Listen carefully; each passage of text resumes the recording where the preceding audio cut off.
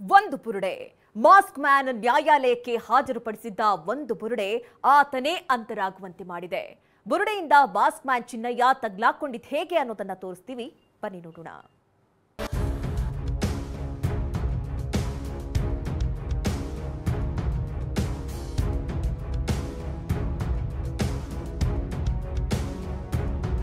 ಆ ಜಾಗದಲ್ಲಿ 10 ಹೆಣ ಹೊತ್ತಿದ್ದೀನಿ.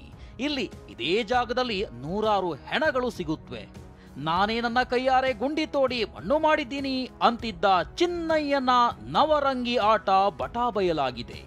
13ನೇ ಸ್ಥಳದಲ್ಲಿ ಗುಂಡಿ ತೋಡುವಾಗಲೇ ಮಾಸ್ಕ್ ಮ್ಯಾನ್ಗೆ ಕೆಡ್ಡ ತೋಡಿದ್ದ SIT ಮಾಸ್ಕ್ ಮ್ಯಾನ್ ಚಿನ್ನಯ್ಯನ ಮುಖವಾಡ ಕಳಚಿದೆ.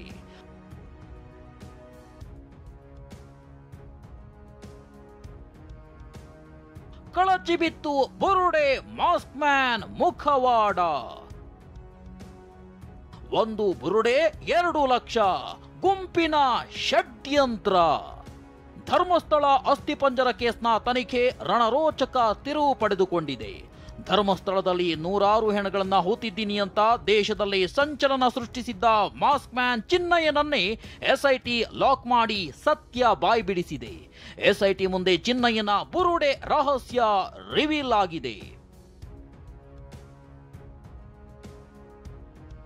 ಗುಂಪೊಂದು ಧರ್ಮಸ್ಥಳದ ವಿರುದ್ಧ ವ್ಯವಸ್ಥಿತವಾಗಿ ಹೆಣದ ಷಡ್ಯಂತ್ರವನ್ನ ಮಾಸ್ಕ್ ಮ್ಯಾನ್ ಬಾಯ್ಬಿಟ್ಟಿದ್ದಾನೆ.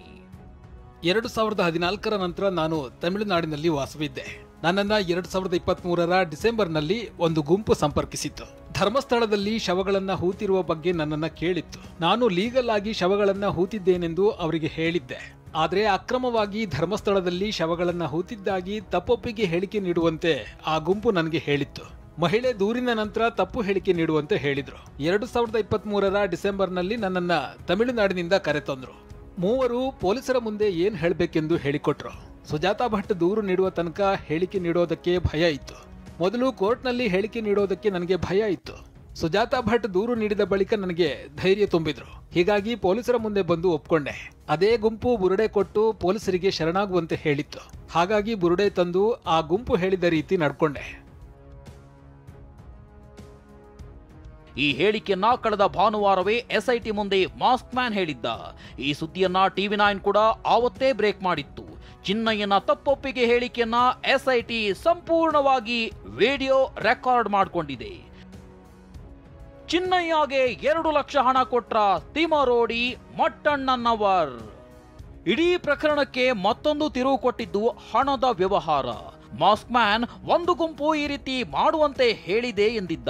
ಹೀಗಾಗಿ ನಿನ್ನೆ ಸ್ವತಃ ತನಿಖಾಧಿಕಾರಿ ಮೊಹಂತಿ ಹಗಲು ರಾತ್ರಿ ಸತತ 19 ಗಂಟೆಗಳ ಕಾಲ ಚಿನ್ನಯ್ಯಗೆ ಬೆಂಡೆತ್ತಿದ್ರು. ಈ ವೇಳೆ ತಿಮರೋಡಿ ಹಾಗೂ ಮಟ್ಟಣ್ಣನವರ್ 2 ಲಕ್ಷ ಹಣ ಕೊಟ್ರು ಅಂತ ಹೇಳಿಕೆ ನೀಡಿದ್ದಾನೆ. ಹೀಗಾಗಿ ಇವರಿಬ್ಬರಿಗೂ ಸಂಕಷ್ಟ ಶುರುವಾಗಿದೆ.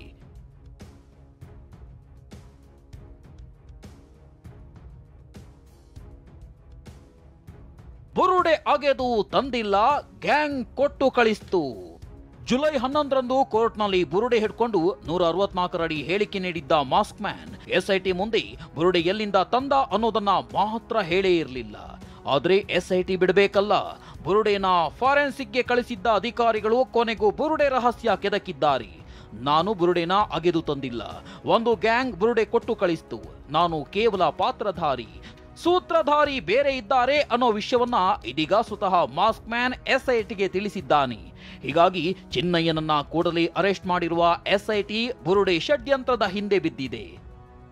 ಬೆಂಗಳೂರಿನಿಂದ ಕಿರಣ್ ಜೊತೆಗೆ ಪೃಥ್ವಿರಾಜ್, TV9 ಧರ್ಮಸ್ಥಳ.